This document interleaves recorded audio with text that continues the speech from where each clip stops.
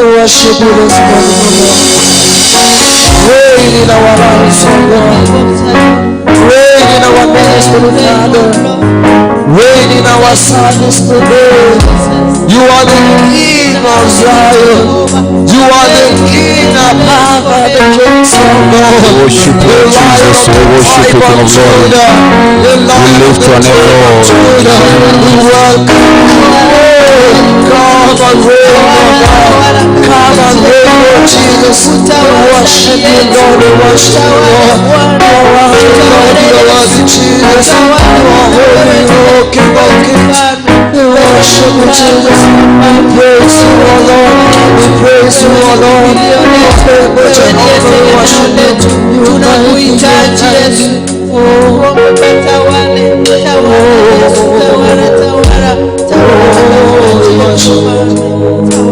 Tawala kama wewe, una nguvu sitaona kama wewe, una nguvu sitaona kama wewe, una nguvu sitaona kama wewe, una nguvu sitaona kama wewe, una nguvu sitaona kama wewe, una nguvu Bwana, sitaona kama wewe, una nguvu namna hii, sitaona kama wewe, una nguvu namna hii. Unastahili kuabudiwa, unastahili Yesu, unastahili kuabudiwa, unastahili, mwambie Bwana, unastahili kuabudiwa, unastahili Yesu, unastahili kuabudiwa, unastahili Bwana,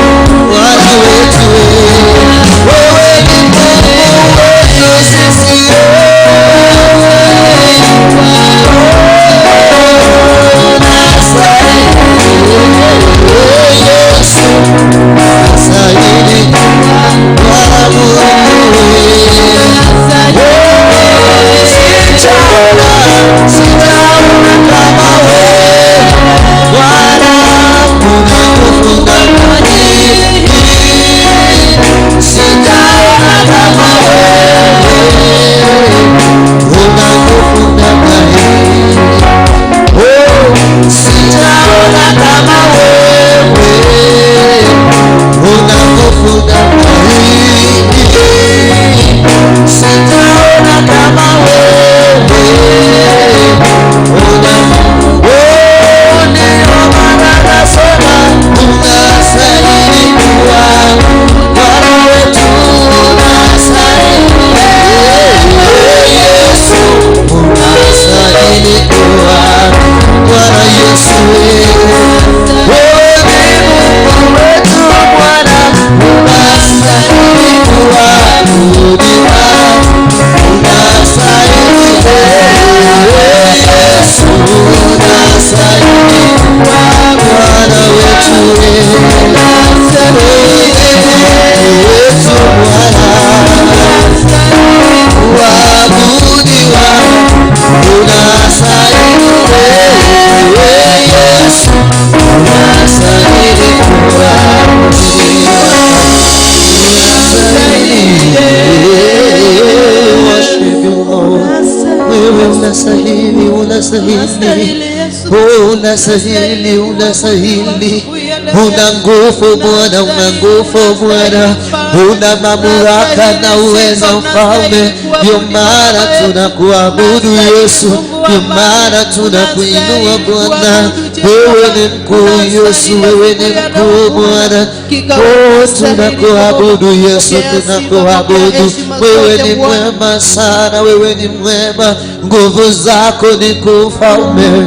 Oh, we worship you, Lord. Oh, we Worship you, Lord. We worship you. Lord. We worship We you. worship you, King. Bow to worship. We worship you, mighty. There's none like you, Lord. There's none like you, King. We lift up your name. We say you are Yahweh.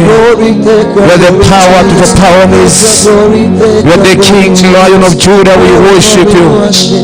We give you glory and the honor. You are God. There's none like you, Lord. There's none like you, King. There's none like you, mighty. We worship you. We celebrate your goodness. We celebrate your power. We celebrate your glory.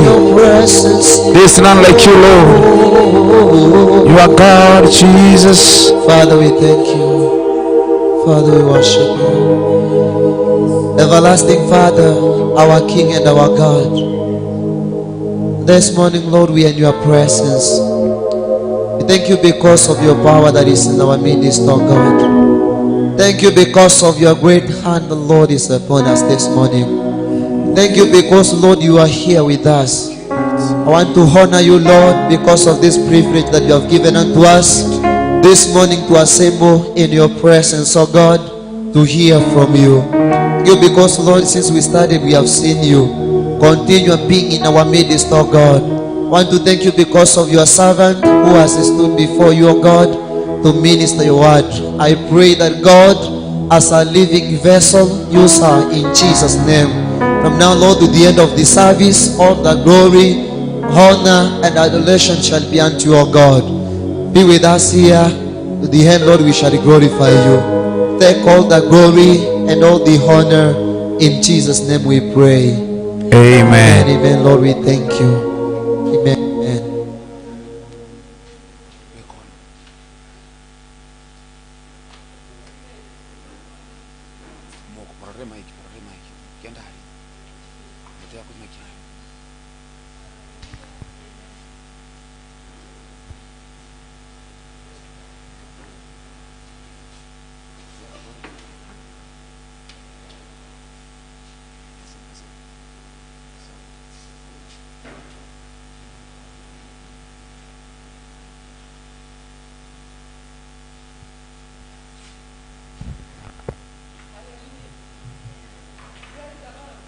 Yes. Hallelujah. Yes. Thank you. Hallelujah. Hallelujah, church. We thank God today because God has been gracious unto our lives. We Yes. give him honor and glory because of who he is. We worship God for who He is, not because of what He has done in our lives, because that is His work. We thank Him, we praise Him, we glorify Him, we worship Him for who He is. Hallelujah, church. It is another glorious morning that the Lord has given us to be in His house. It is another day God has.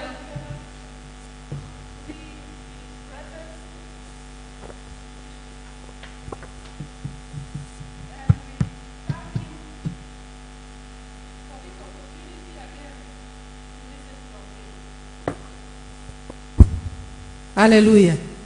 Hallelujah, hallelujah, hallelujah. God give us the grace.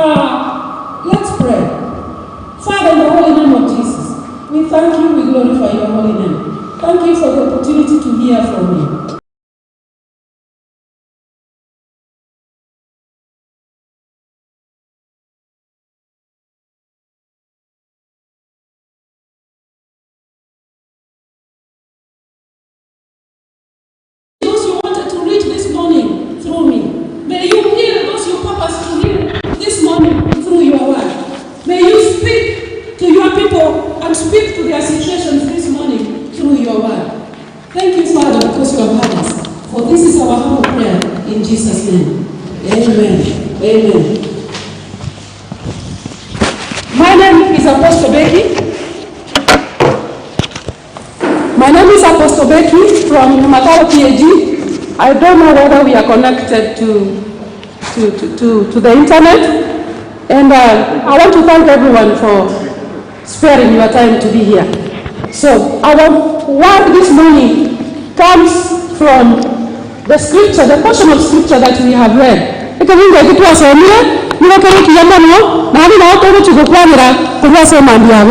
This is Jesus speaking to his disciples. We have already said that he is coming to the end of his ministry, and he is telling his disciples and all those who have listened to him. And the scripture is also speaking to the church today that I have told you these things. Jesus is saying, I have told you. If it was not true, he wouldn't have spoken these things. Jesus knew why he was speaking this. And Jesus is telling us this morning that he has told us that in him we have perfect peace and confidence. Hallelujah. Perfect peace and confidence. That is what he's saying to us. That be of good cheer, even if tribulations, frustrations, trials, distress, all these things are coming, the troubles of the world, be of good cheer. Hallelujah.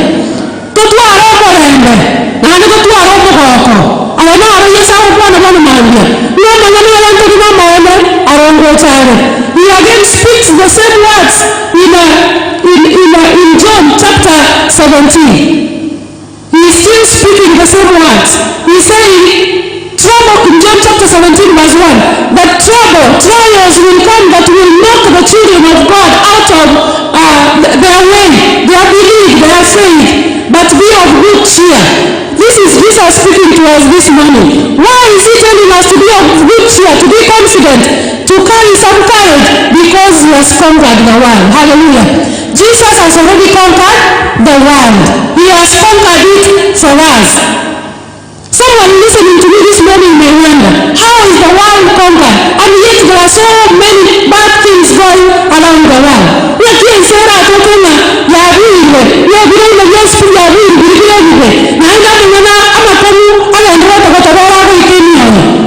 But Jesus is saying, be of good cheer, be confident, have perfect peace, that nothing in the world is going to harm you. The most important words from Jesus that we want to look at this morning is that he is saying, I have deprived the world of the power to harm you. Hallelujah. Hallelujah. Regardless of these things happening, regardless of you going through frustrations, regardless of you going through testations, regardless of you going through frustration, that God has deprived the world of its power to harm you. Hallelujah. This is so powerful. I don't know whether you are getting this. It is so powerful that God has deprived.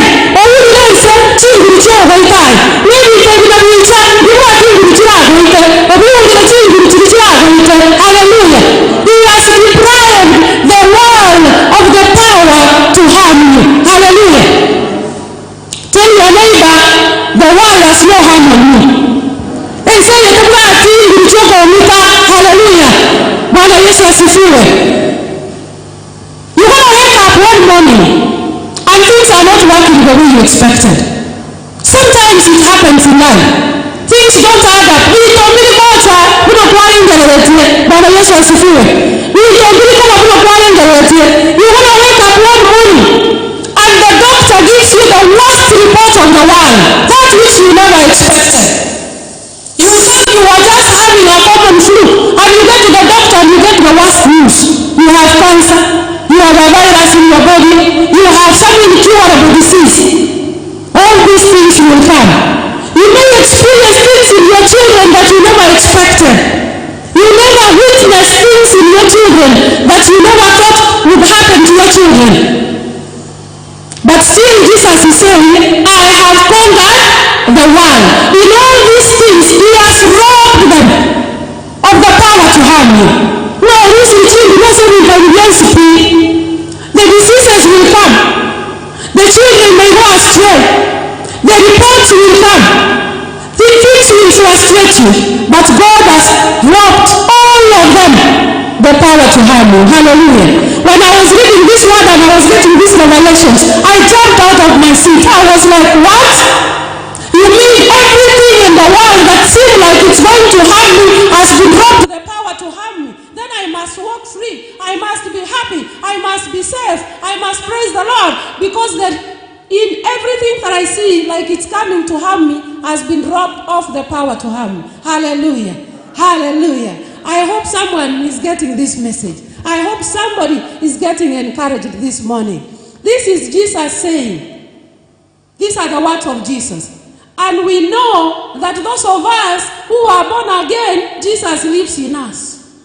Christ indwells us. His Spirit indwells us. And we know the Spirit of God and Jesus are one. Hallelujah. The Spirit of God that indwells us has the power to work for us. You may ask yourself when troubles come. Na bole bolinga nkinje koseke kogera nyasa. Chisa chinda na bibinto bila kobere bitali kobera abantu bani. We bolinga nti, why me Lord? Why me? Why me? Why are my children looking the way they are looking? Why me that I cannot get a job? Why me that all these diseases are on me? Why me that I'm getting all these frustrations? But Jesus is saying, I have overcome the world. Hallelujah. I have overcome. They will come, but they will not harm you. Hallelujah. They will, as long as you trust in the Lord, they will come and they will not harm you. As long as you were born to the world, as long as you came to this world, you should have said no. Because Jesus has told us, and as long as Torah and Otore say,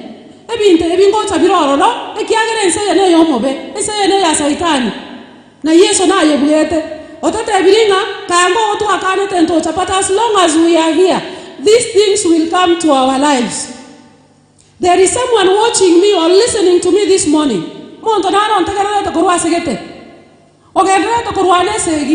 Maybe he has a disease that is swallowing pills every morning to keep living. Someone is doing exercise to keep living. Someone is maintaining a certain diet so that he can live.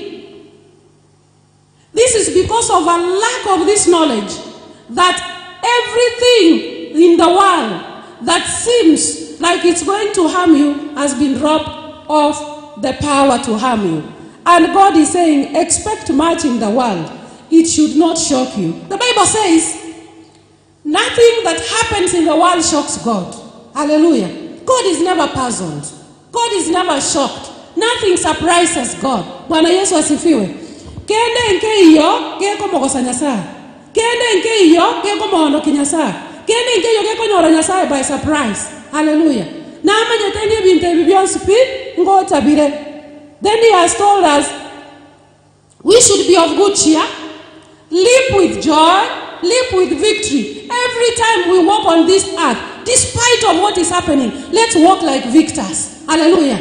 We walk like victors. When we know COVID is coming, we walk with like victors. Ebola is coming, we are victors. Nothing will harm us because all those have been robbed the power to harm you. Yes, the doctor said you have an incurable disease. Hallelujah. Am I speaking to someone?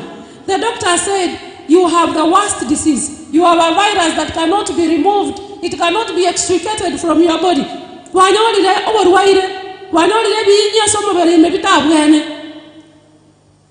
That is the report of the doctor. Hallelujah. How many with me say that is the report of the doctor? That is not the report from God. The report from God is saying he has conquered the world for you. Hallelujah. For you. He has conquered the world for you.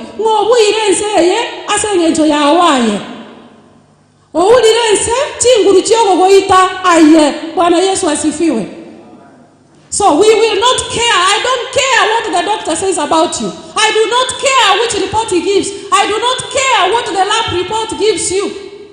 What I care about is what is God saying. nga bionsi obiulile chinguru chiogo goitaye. This is the best news for this season. Hallelujah. It is so powerful. Bwana Yesu asifiwe. You know, when we say amen, when we shout hallelujah, we are agreeing with the word. Our spirits are agreeing with the word. And the more you agree with the word, the more you become it. The more you become it, the more you become a victor, the more you become a conqueror. Hallelujah. Amen. So let's keep shouting amen, because that is the only way we can agree with the word of God. Bwana Yesu asifiwe. There could be someone watching me and saying, this woman must be crazy. How can she say that when I have been diagnosed of cancer, that I will not die? You know, when there are diseases we fear so much, and those things we fear befall us, because the Bible says in the book of Job, chapter 3 and verse 25, Job is saying, what I feared most has befallen me. Those things we fear befall us. So fear is of the devil. Fear is not of God. Because when you fear, that fear comes to confirm what you fear in your life.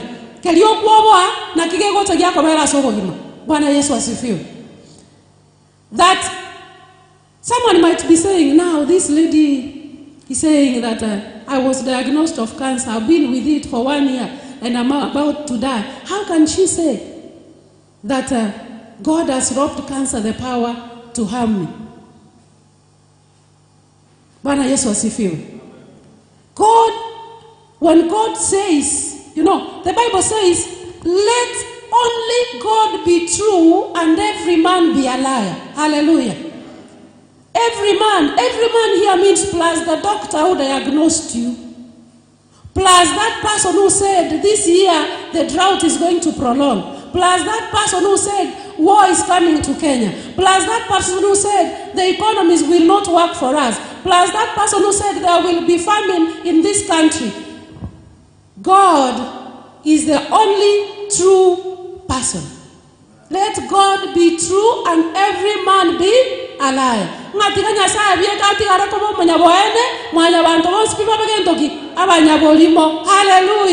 I rejoice at that word. I rejoice at that scripture, that whatever man says, what God says is final. What God says is true.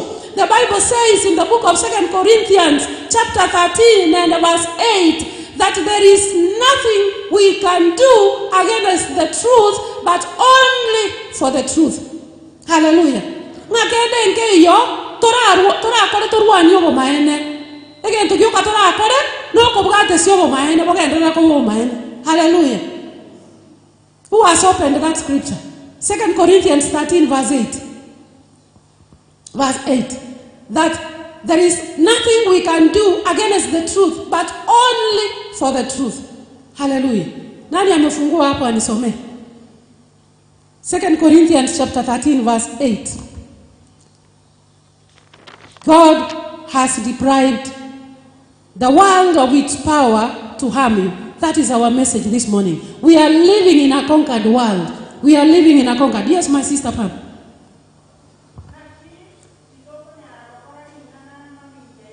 Na ki titoko nyara gokora ringana mamincha yake ene. Kolende aseke ene. Hallelujah. Hallelujah. Ni wangapi wamesikia hiyo? Wangapi wamesikia hiyo? Malenga bayimure ringana elio. Nga ntoko nyara gokora kende mamincha yake ntoki yeke ene. Hallelujah. Eke ene na kieke bono tobwato bono mambia. That is what God is speaking from his word this morning. That he has robbed the world. He has deprived the world of the power to harm you.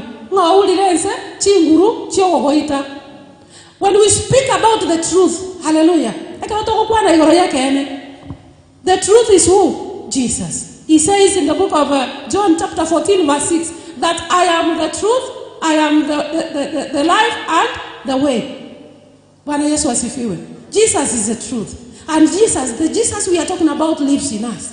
The truth lives in us. So who can be against truth? Who is that telling you that you will die next year? Who is that, which doctor who is saying you will die? Who is that saying that you will not make it? Who is that saying that you have no power? Jesus is saying, you have my power. The world does not have power.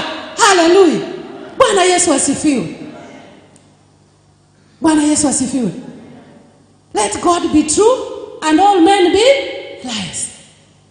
God is the truth. So whatever is spoken against us, all those mouths that speak against the truth, against the word of God, they are all liars. If we stick to God and we hold on to God, nothing will harm us. Kende ngeyo kebo chikotoita. Kito keratora mubwaterere Nyasaye. Tuomere roro. The Bible says again in the book of Hebrews chapter 10 and verse 39. The book of Hebrews chapter 10 and verse 39. That we are not of the scripture starts, but we are not of them that draw back to perdition and are utterly destroyed. I'm speaking from the Amplified Version. That we are not of them that draw back and are utterly destroyed. We draw back from the truth. We are not of them. They are those of the world, those who are the spirit of Antichrist, those who set themselves against God. They draw back when frustrations come, and they are utterly destroyed. Then the scripture, the word goes on and says, but we are those who cling to God, who cling to God, who stay with God, who go with God, who persevere all this, and finally we become victors in Christ Jesus. Hallelujah. We do not draw back. Whatever report that comes our way, whatever is happening in the world, the Bible says we are not of the world. So how can the things of this world surprise us? How can the things of this world make us to fear, give us worry? We are not worried about what is happening. Bwana Yesu asifiwe. We are not of the world. The Bible says in the book of John that children of God, you are not of the world. So anything of the world has no relation with you. It will not kill you. It will not harm you. We are born of God. We are born of God. That is what the Bible says in 1 Peter chapter 1 verse 23. That we are born of the world. We are born of God. And that which has been born of God has overcome the world. Bwana Yesu asifiwe. Hallelujah. Hallelujah. We are born again. Let's go back to what I was saying. That when we were born, when you and me were born into the world, we were born to a conquered world. Bwana Yesu asifiwe. Ngari yoko iburwa korwenda ya nyoko oro mwana omoke okorwenda ya nyoko rege mwanere igwa soete ense buire tayari. The world was already conquered for you because Jesus did it many years, many centuries ago. He conquered the world. But there was something that needed to happen in your life for you to become a victor, for you to live in a conquered world. When you were born, listen. When you were born, the world was not conquered for you. It was not you were not, for you it was not conquered. Why? Because you were not born again. So when you grew up, you got born again. And when you got born again, are you with me? When you got born again, you became a conqueror. You became a conqueror. But before you were born again, I'm speaking to those people out there who are listening to me. Those who have not been born again.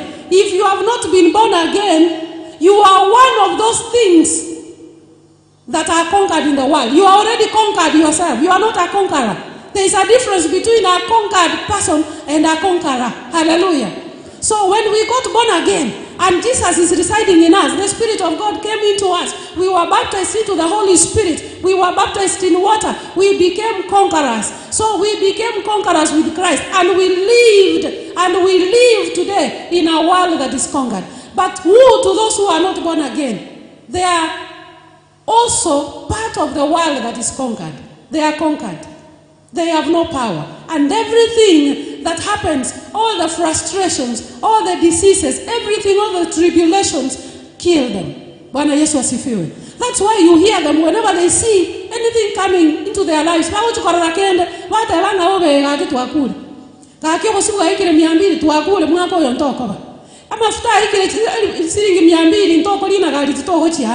You know that confession. The Bible says in the book of Proverbs chapter 18 and verse 21. Thank you, ma'am.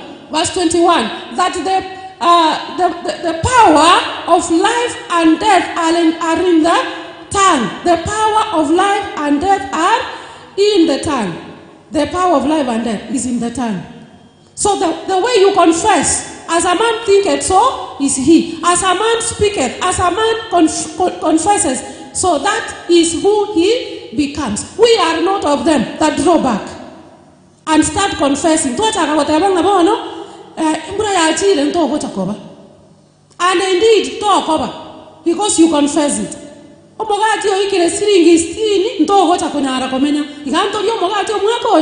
for truth, because you have confessed. The Bible says that those who confess with their tongue that Jesus is Lord, he came in the flesh, he died and he rose and is in heaven, they will be saved. So if you confess with your mouth,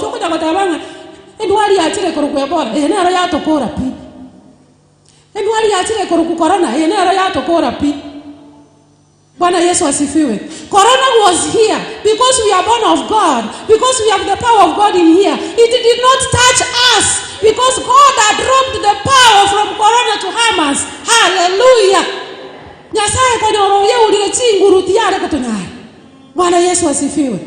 The Bible says in the book of Psalms chapter 91 and verse 7 that 1,000 shall fall on your side and 10,000 on the other side, but nothing will come near you.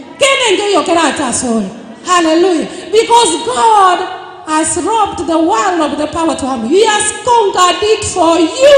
Hallelujah. Amen. He has conquered it for you.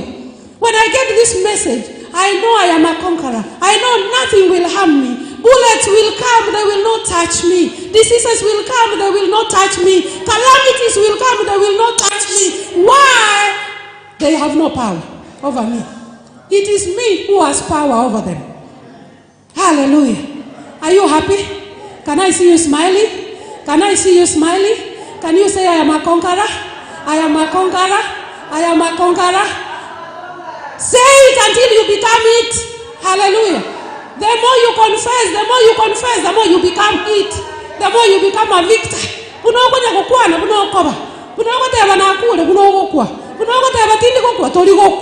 Hallelujah. That is the good news that we have this morning. That God has robbed the world. He has deprived. He has taken it away. It will not come near you. Even if pestilence comes, it will not come near you. When darkness covers the world, like the Bible says in the book of Isaiah, that thick darkness has come over the world. For you, for us who are saved, it is the light of God.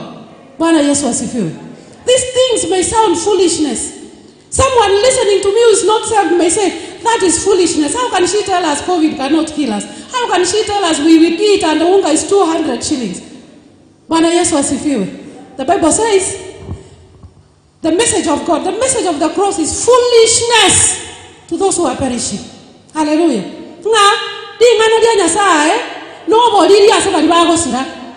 But for us, it is the power of God unto salvation. Every day we are becoming stronger and stronger and stronger because of the word of God that lives in us. And nothing is going to harm us. The Bible says, the light of the righteous will shine brighter and brighter and brighter and brighter until the day of Christ. That is Proverbs chapter 4 and verse 18. Hallelujah. You can write these scriptures down. You can go read them at home. I'm telling you, when this word enters you, you will not be normal. You will not be normal. Tell your neighbor, I refuse to be normal. Confess that. You cannot be saved. You cannot have this message and still remain to be normal. Christianity is madness. It is madness. Because even the Bible says, God chose the foolish things of the world to shame the wise. He chose the foolish things of the world to shame the wise. Nga chole bintu bili byalenga kolekana byogoliri aso okibiri byalenga nechingu. Hallelujah. Nabi ebinyasa acholire. Atote bili ago toenekeria nga na awulire ense chinguru kyogogoitaye. Toli gokwa. Bwana Yesu asifiwe. Bwana Yesu asifiwe. God has robbed the world of the power to harm us. Some of us are believers and we have been in church for long. We have listened to this message. But sometimes we doubt. We doubt. We have some fear in us when things happen. If we heard that another pestilence is coming today,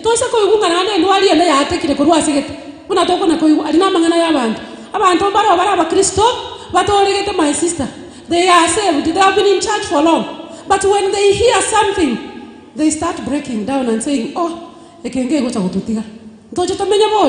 will not, this one will now finish us. You know, you were here with me when Corona came. People were saying, this is the end of the world.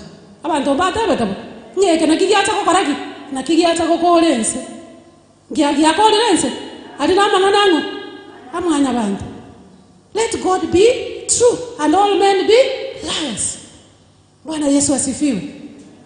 What happens to such believers?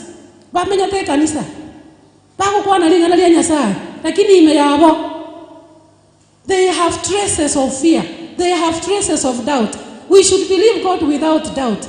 You know what has happened to them? Their consciences. That is what Paul is saying to the church in Corinth. Their consciences have been defiled.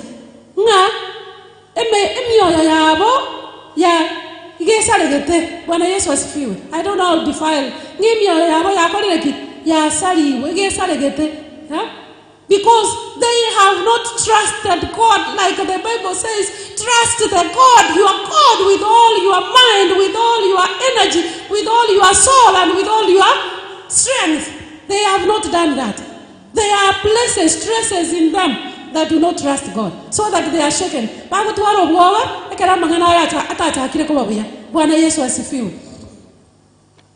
We are not of them that have that conscience. Our conscience is clear before God. The Bible says, and this is the confidence we have before our God, that when we go to Him and we ask of anything, He will hear us. Hallelujah.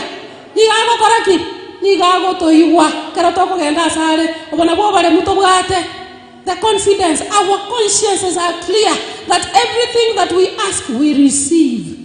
And you know the things of God, most of the things of God may not be physical. The inheritance He has given us, the things He has given us, most of them are not physical. Because God is a spirit and His things are spiritual. The Bible says the things of God are spiritual and they are spiritually designed. Bwana Yesu asifiwe.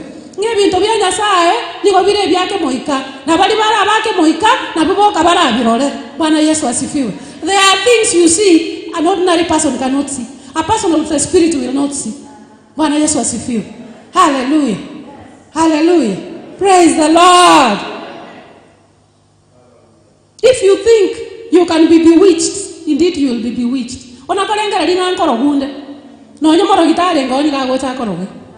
Because you are defiling your conscience. You are defiling your conscience. You are not taking Jesus at His word. Take Him at His word. There is a song we sing.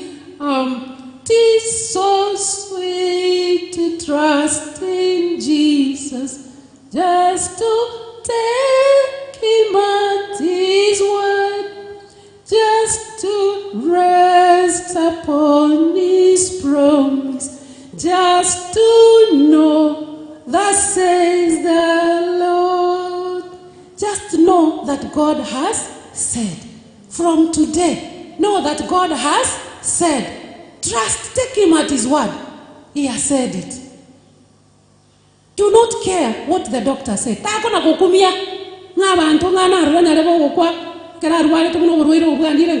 are not dying. You are not dying. Bwana Yesu asifiwe. Get this knowledge. This is a gift from God. This knowledge, this word is a gift from God. Hallelujah.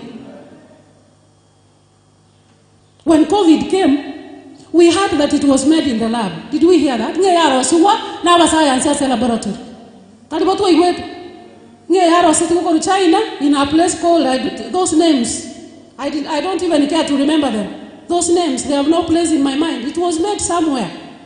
And then we were here, children of God, getting shaken. We forgot Isaiah 54 verse 17, that no weapon fashioned against me shall prosper.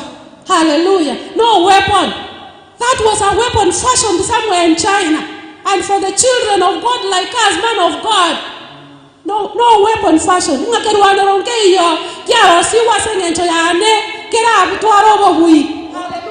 Hallelujah. That is why we are victorious, why we are still standing despite Corona. That's where we are. We were here every day. Did we lack coming to church? I did not miss coming to church a single day that there was Corona. There are people who hid at home and they died. They died. They forgot that no weapon fashioned against me shall prosper. Put your name there. No weapon fashioned about Becky shall prosper. Put your name. Put your name. Speak it. Speak it. Confess it. Confess it. Hallelujah. Confess it. The word of God is about confession. It is about confession. You don't confess it, you don't become. You confess, you become. Hallelujah.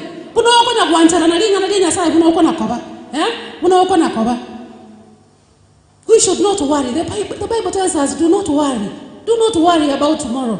Be anxious over nothing. That is the word of God speaking. Why are we worried? You know, have you ever been in a situation where everybody is worried but you are not worried? I am speaking from the experience I've had with God. Everyone is worried and you are not worried. And people are looking at you like, are you normal? Is this person normal? And you refuse to be normal.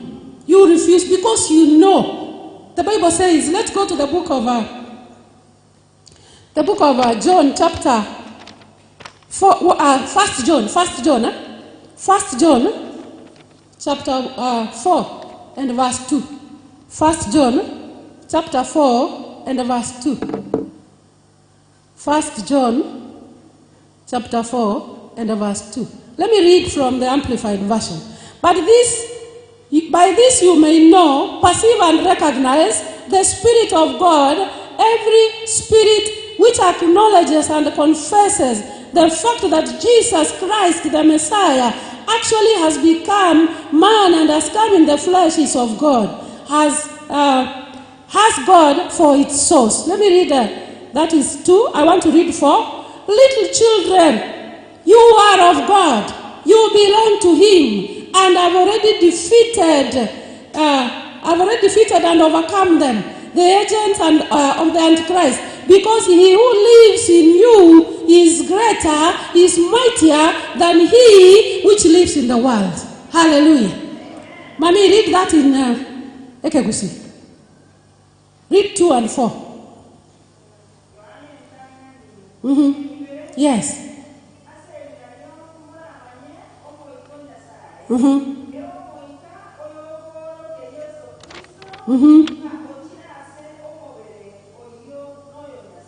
Amen.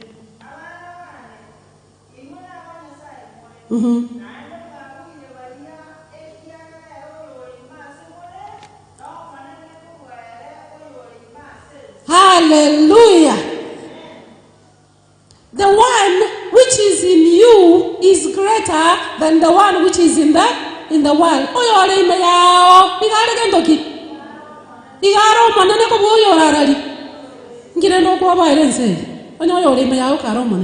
Hallelujah.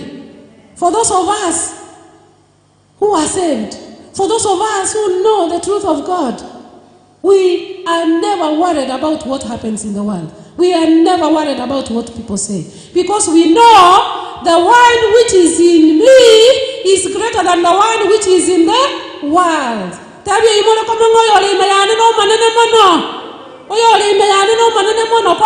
it, confess it.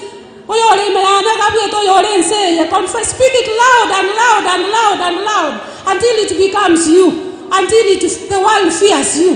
The world fears you. The world will fear you as you continue confessing. Bwana Yesu asifiwe. Nigoko bege ntokelio kokwana.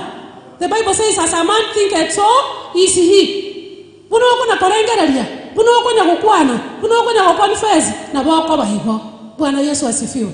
Hallelujah. Onya abantu bako confess ya. Ebintu bibiense bya babere. Umuntu otabangani gweto boli. Mareli na bera achindi. Ngencho ni gweto bokendu.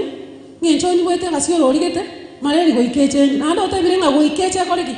Eche muri nane yakoraki yanuria umanya kugwakire sinyo tena riri nago datinga mareri go ikechendi igobona tindi go cha fellowship igobona tindi go ikerania mangana alitwata ebe tindi go cha kwa igobona lero tindi go cha kanisa sengencho nago tebe tiririna na igure ngencho kete.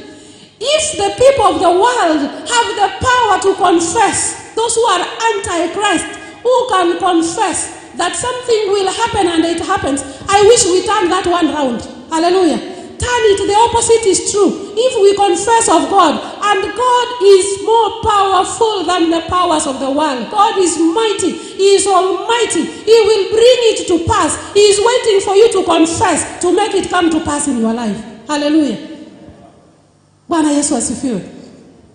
That scripture is saying, child of God, you are of God. You are born of God. We are born of God. Ntuntoliko tuara generational curses chiense. Nga mwe bintebi mbia bwata de sokoro bikabwata magokoro. If generational curses are working for them, for us generational blessings are working with God. Hallelujah. As we have ntuko bwata gende gokoro kunga ama sesenia de chindelia chango cha Yesu. Bwana Yesu asifiwe. If generational curses are working for the world, why can't generational blessings work for you? Bwana Yesu asifiwe. Ntuna bantu boro leli rwango rwa Yesu, boro leli rwa Yakobo. A chosen generation, a royal priesthood. We are all priests unto God. That is what the Bible says. Because Jesus has made us priests. All of us are priests unto God. Read the book of Revelations, chapter 1, verse 5 to 6. You will see that God has made us, Jesus has made us priests unto God. We are kings. Bwana Yesu asifiwe. Together with Christ. So, we have overcome the world. Children of God, you have overcome the world. Child of God, you have overcome the world. Tell your neighbor, I have overcome the world. I have overcome the world. I have overcome the world. You have overcome them. The scripture says, you have overcome them. Them are those people who are anti-Christ. Those who deny the lordship of Christ. They are the ones we call anti-Christ.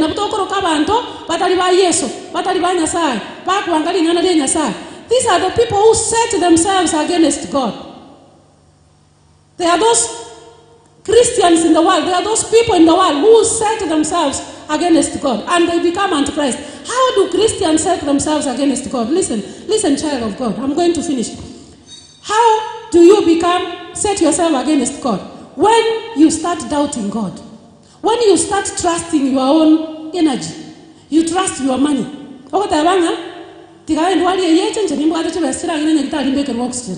You start doubting God. You don't trust God. You are setting yourself against God. And you become anti-Christ. For us who are saved, we agree with God. And everything in the world, listen, child of God. Bwana Yesu asifiwe. Everything in the world has been set to agree with you. There is a covenant God made long time ago that everything of the world will agree with you.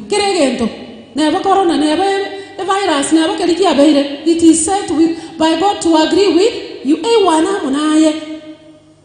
Because of time, I don't know what I'm going to do. When God was recreating the world through Noah, you know the story of the waters come and sweep the world and people die and everything dies and Noah goes with the boat and finally comes to settle on a mountain and everything comes out and Noah gives a sacrifice to God. And the fear comes into Noah that now I am the only one and my family in the world. What will happen?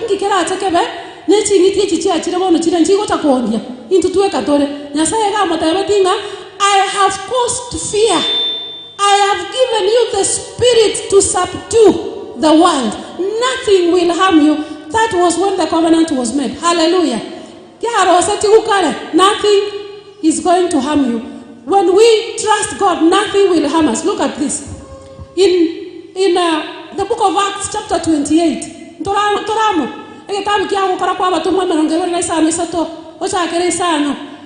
Paulo wambukiro tire nyanja ende Mungu wambukiro oikiraria barigirie bitebo okirio muriro korwa aso muriro ribokia engitie gasoga korumu ekamoromo koboko. Bwana Yesu asifiwe. Are you listening? Now listen to this, child of God. Listen to this. The viper bites Paul in his hand. Paul looks at it. This man was a man of God. He looks at it and he shakes it off his hand. Hallelujah. He shook it out of his hand, and the viper fell down into the fire, and it was burnt. Bwana Yesu asifiwe. And the men that were with him, these are the men he had walked with, the disciples of Paul. They had walked with them and they had known. They were waiting for him to swell.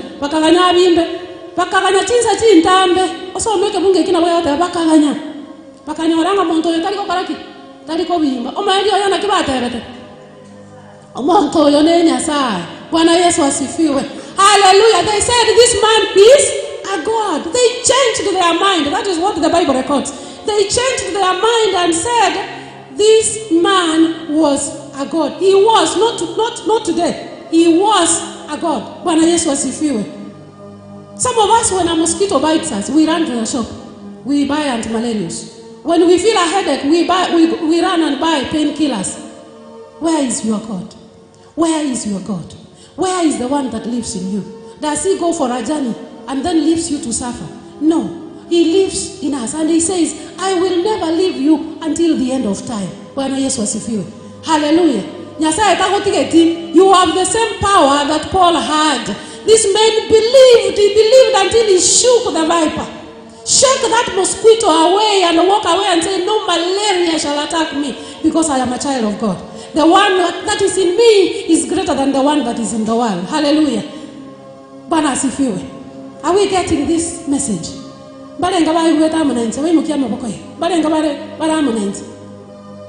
The message is so ministering so powerfully to me. So powerful, it's so mighty that I have overcome the world. We have overcome the world. Everything in the world has been made to agree with us. And we can find this in Isaiah. Let's go to the book of Isaiah 55, verse 12 to 13. You can write them because of time. Just write them down.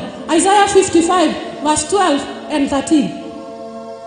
The Bible says, how things are going to agree with you. Everything is ready to agree with you. They are only waiting. If you do not,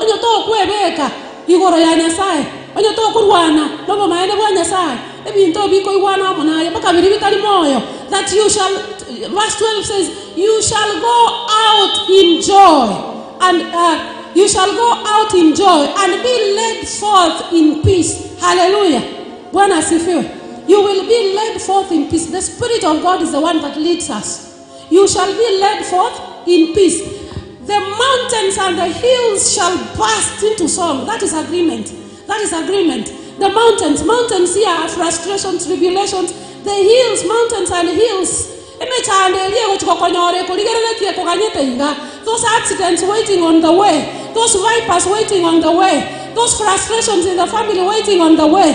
That which is attacking your children waiting for you on the way.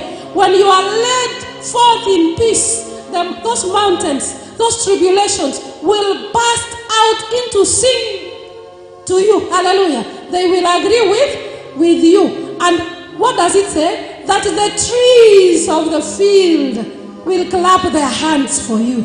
Hallelujah. They will agree with you. They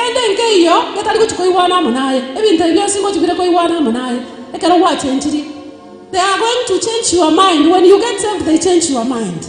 Like those men who were with Paul changed their mind about him and said, this was a God. The trees will say, this woman is a God. My sister Caro. When the hills, the mountains see you, they will say, Caro is a God. Caro is a God. Caro is a God. Wherever you walk, this woman is a God. They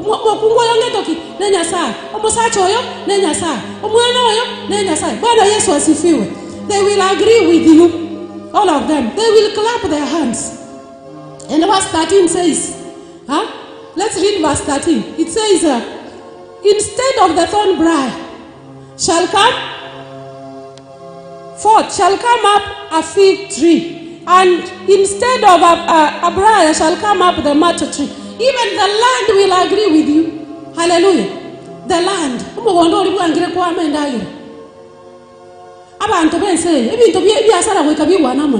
Everything that happens on this world will agree with you. They will agree with you. Bwana Yesu asifiwe. Waikabiwa namo naye. Ngoche nchibire kere yanto ngoche nchikere birangara lyo asenye nchokwe rule nechinguru cha no bangaini bo abonse komwe na Nyasaye biwa namo naye. Hallelujah. Kere ka Mungu wakera kere chinkobi. Asogo ikakere ka Mungu ngo katera dikere. You remember the children of Israel when they were passing through the land of the Philistines, and Balak sent word to Balaam, come and curse these people. You remember? Come and curse them for me because they are mighty. They are going to decimate the people of this land. You know, when Balaam comes, he blesses. He blesses. Instead of cursing, he blesses. Those people who are against you will bless you. The land, instead of cursing you, will without growing crops, will bless you. Everything is going to change their mind. Everything is going to change their mind. People are going to change their mind. Your enemies will change their mind. Everything. Bwana Yesu asifiwe. Hallelujah. Let's get to our feet. Let's get to our feet. Everything is going to agree with us. Whether the world says we are going to fail, we shall not fail. We are not of them that fail. The world says we shall not make it. God is saying you will make it. The world says you will die. God says you will not die. Bwana Yesu asifiwe. Open your mouth and speak to God. Confess to God and tell him, God, I am an overcomer. I am a conqueror. I am the one which is in me is greater than the one which is in the world. Everything in the world will agree with me. My enemies will agree with me. The land will agree with me. The waters will agree with me. The wild animals will agree with me. The crops will agree with me. Everything will agree with you. Your family will agree with you. Your children will agree with you. Confess that everything is going to agree with you because you have agreed with the word of God. You have agreed with the word of God. You have agreed with the word of God. Just agree with the word of God. That is what you need to agree with the word of God. Agree with the word of God. Believe the one who is in you is greater than the one who is in the world. The one who is in you is greater than the one who is in the world. Hallelujah. Hallelujah. Hallelujah. Hallelujah. The one who is in you is greater than the one who is in the world. All the other gods, they are the works of man. You are the Most High God. There is none like you. All the other gods, they are the works of man. All the might of God. There is none like you. Sing Jesus. All the other gods, they are the works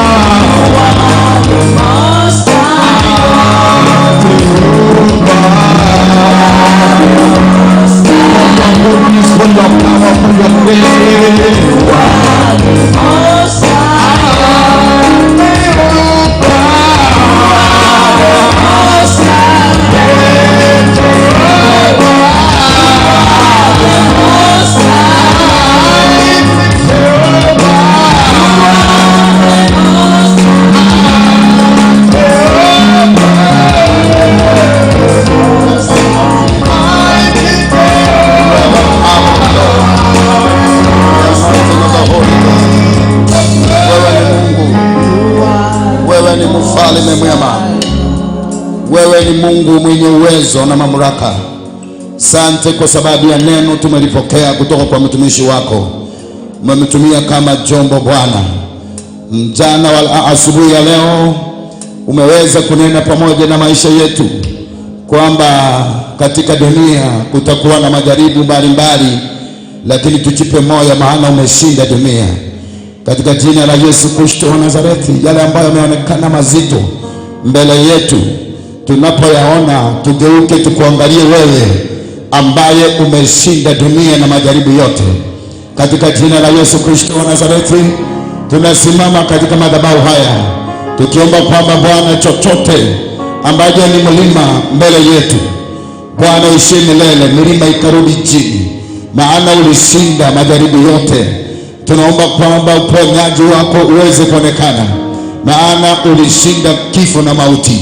Katika jina la Yesu wa Nazareti, tembelea mtu katika asubuhi hii, guza mtu katika asubuhi ya leo. Bwana wa majeshi, mabadiliko makubwa, watu wako wakaweze kuishi nguvu za Bwana, na Bwana watu wako wakaweze kusaidika kupitia kwa neno hili ambalo tumeweza kulipokea. Nimetangaza baraka, nimetangaza nguvu za Mungu. Hakuna kitu chochote kinaweza kututisha, maana tuko pamoja na wewe, na ukiwa pamoja nasi sisi ni washindi, tena zaidi ya washindi. Jina la Baba lipewe sifa na jina la Baba liweze kuinuliwa, maana ni Mungu pamoja nasi. Naombea mnenaji kwa nguvu mpya Bwana, hata wakati mwingine atakapopata nafasi kwa ajili ya kutumika, Bwana neema yako ikapate kuonekana. Bariki ibada ya siku ya leo, bariki wote ambao Bwana wameweza kusikiza na kututazama. Ninatangaza ushindi na baraka katika maishani mwao kwa jina la Yesu. Chochote kimeleta uoga, chochote kimekuwa ni tisho mbele yetu, chochote Bwana kimekuwa ni minuko mkubwa, tunaomba kikarudi chini katika jina la Yesu Kristo, ili Bwana tutembee katika nchi tambarale kwa ajili ya utukufu wa jina lako. Asante, maana ni wewe katika siku hii, ni wewe katika kututendea mambo makubwa na mazito kwa ajili ya utukufu wa jina lako. Pokea utukufu na heshima kwa yote na vyote, maana ni mfalme, na kando yako hakuna Mungu mwingine. Bado tumenyenyekea chini ya miguu yako, tunahitaji unene pamoja nasi katika ibada zingine ambazo zimeweza kusalia. Ukatutende mema, maana ni baba yetu nasi tukiwa watoto wako. Bariki kila mmoja ambaye anaenda kuhusika katika kutoa sadaka ya siku ya leo. Bwana ukambariki na ukamwongezee, ukakemee mharibifu kwa jina la Yesu Kristo. Asante, maana ni mwema. Kwa jina la Baba na Mwana na Roho Mtakatifu tumeomba na kuamini, na mtu wa Mungu asema amena. Amen, amen, amen. Bwana akubariki sana na Bwana akupe nguvu mpya. Tunaweza toa sadaka katika asubuhi ya leo. Wale ambao mko hapa na wale ambao mko nyumbani, mnaweza kufanya hivyo kwa kutuma sadaka yako kuja kwa kanisa letu. Kama unataka kutuma na M-Pesa, unaenda kwa M-Pesa, lipa na M-Pesa, alafu pale chini utaenda kwa paybill yetu hapo, ama atiri namba yetu ni 331388, na utakuwa umeweka sadaka yako katika kanisa letu la Nyamataro P.A.G, na Bwana akubariki. Hii ni Jumapili ya mwisho katika mwezi wa 10, na hivyo Bwana ametulinda kabisa, ametupigania, ametutetea. Una sababu ya kumshukuru Mungu. Na labda kama unatoka karibu na maeneo haya ya Kisii Town, upande wa Nyakoe, upande wa Zuneka, unatoka labda upande wa Keumbu, unaweza kushiriki siku pamoja nasi katika ibada yetu ya ibada ya pili. Kama unatoka hapa karibu, unaweza kuja mpaka kanisani tuweze kubarikiwa pamoja. Bwana akubariki na Bwana akutende mema, maana Mungu wetu ni mwaminifu. Bwana awe pamoja na nyinyi. Amen. Tunataka tuingie katika Sunday school, na baadaye tutakuja kwa main service saa 4 kamili, na jina la Bwana litabarikiwa. Amen.